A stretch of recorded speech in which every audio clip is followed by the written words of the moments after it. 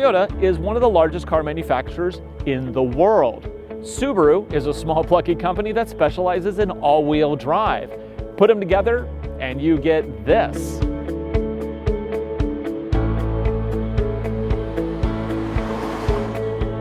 This is the 2016 Scion FR-S. It is a sports car that is fun, inexpensive, and unlike anything else.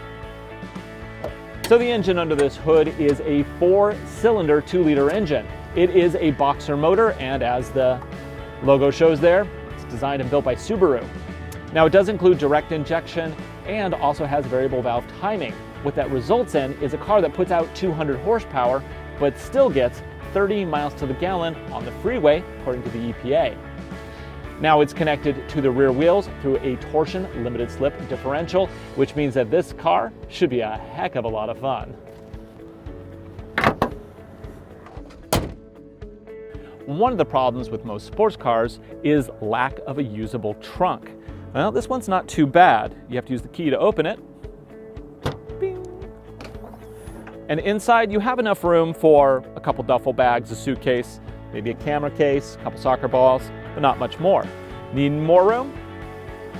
Grab this and that, and you can push down and you get a full pass-through that is actually amazingly useful.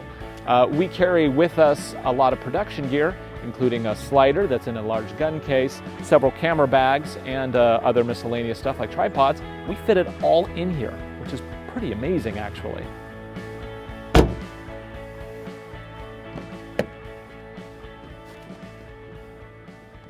Inside, you get these just fantastic seats.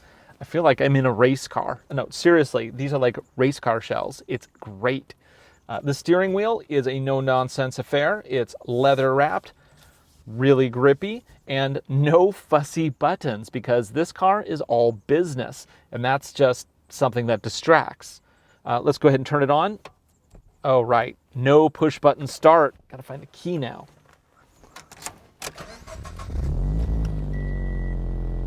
You hear that?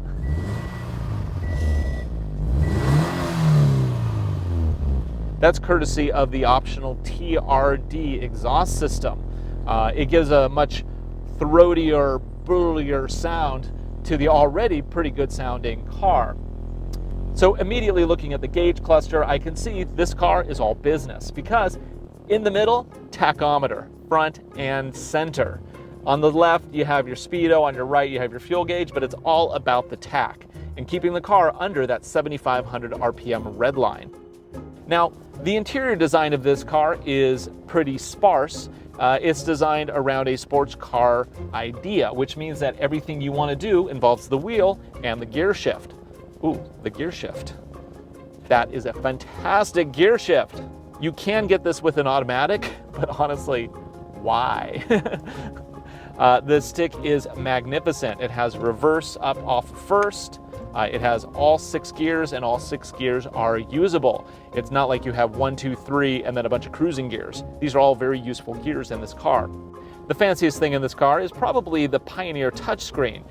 This provides me with my AM, FM, AHA audio, all the standard audio fare, and it also acts as a rear view camera when I'm in my reverse gear.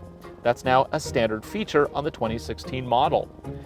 Moving down below, we have aircon, which is your traditional dials. This really hasn't changed much over the previous years of this car.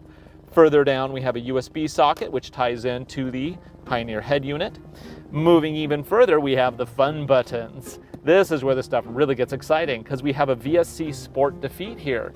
This turns off traction control enough to get the back out, but without risking your life.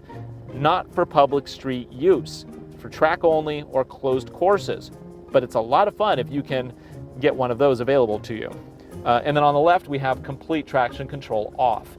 The only reason you would really want complete traction control off is if you are a pro driver, you're doing some serious drifting, or if you're in super icy conditions and you need to have that spin on the wheels. And that is pretty much it. It's a sports car. There's not a lot of bells and whistles. The real fun is on the road. Every once in a while, a car comes along that defies logic. People will say it's not big enough, or not powerful enough, or not cheap enough. But when you actually drive the FR-S, all those very logical complaints go out the window. That's not to say the FR-S is totally impractical, hardly. The EPA rating of 30 miles to the gallon highway 22 city is actually very reasonable. Now, I have tried to fit a family of 4 in here, and it was not a comfortable situation. As you can see, I can hardly fit myself into the back.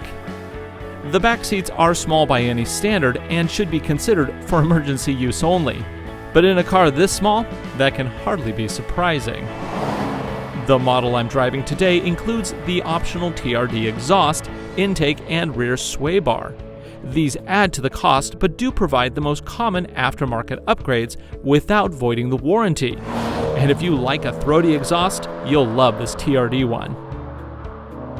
And that's the 2016 Scion FR-S. For more information about the current line of Scion vehicles, visit AutoNation.com today. I'm your host, Ryan Douthit. Thanks for watching.